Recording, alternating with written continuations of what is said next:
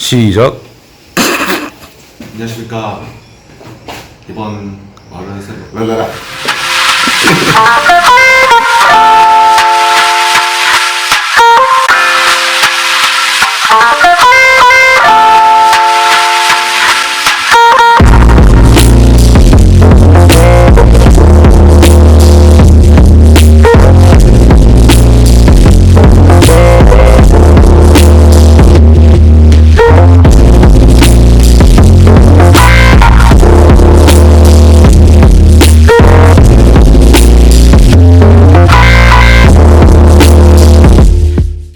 Okay, let's talk about money. How much it costs the service? Okay, first of all, you have to know that the contract is a closed contract. So it's a 10-year contract. The owner, which is the council, pays the same each month.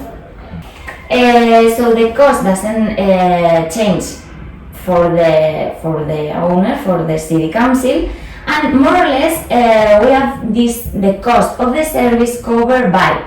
As you can see, most of the cost is covered by the customers, by the incomes that comes from the subscriptions and the trips. We will see the prices later on, and more or less the 40% is paid by the city council with public money.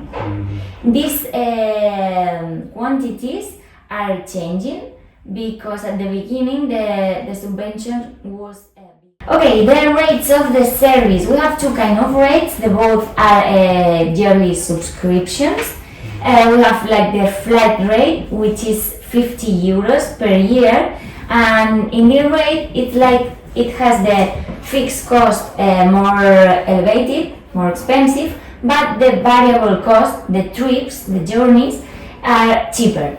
For example, the first half hour of mechanical bike is free. Okay, very important, this is a thing very important for our service, is how we locate the stations in our city. We have like three main rules for locate the stations. First of them is putting close to places of interest, like universities, gyms, schools, touristic places. The second one is locate the station near the bike lane. This makes the journey of our customers more safe. People prefer always being riding the bike into a bike lane, so if we put the station near the bike lane, the customer is very happy to use it, and they feel more safe. And finally, as we told you at the beginning, we put it near of another stations of another public transports, and this made our service the complement of the other transport, like the bus or the metro. Another thing very important, this is a key factor for the success of the bike sharing, is the station location density. Our stations are very close one to each other, and they are the average distance between the station, it's more or less 300 meters, and in the city center, which is the area of maximum use, they are closest. If it's not in this station, very near, they can go and load the bike, so this make our system more reliable. Okay, a little bit of data. Now we have more than 7,000 bikes and more or less 519 stations spread through the city of Barcelona, only Barcelona. A lot. And last year, in 2023, our customers made more than 17 million of trips. As you can see, the rotation, the rate of use of the electric bike per day is super huge. It's between 10 or 11 times per day. So this means that the average uses for electric bike are 10 or 11. More or less, more than 74% of the trips start through the application. You can unlock the bike with the card or with the application, scanning the QR code, so you can see our customers are used to the technology. It's a lot of data. This is the city of Barcelona, and you can see where the journeys start and end.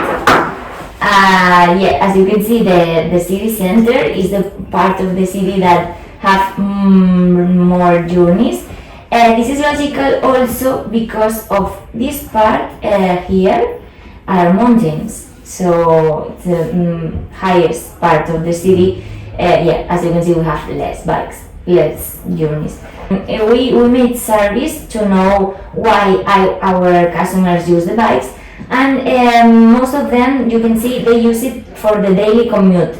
And a very important thing, maybe you can't imagine because in your country people don't do this, but here we have a lot of thefts. People stole a lot things.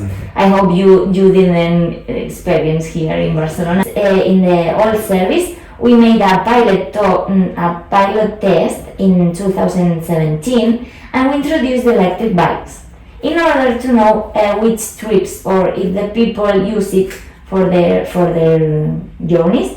So we realized that people was using the e-bikes for doing these uphill journeys. So in the next contract, in the next service after 2019, we introduced the electric bikes. And finally we add new features to this new contract, as being open 24 hours. We introduced the application and this 100% electric replenishment fleet. Our provider manages the logistics, they manage the maintenance, and also the IT system. They use AI programs to know when a station will have more bikes or will need to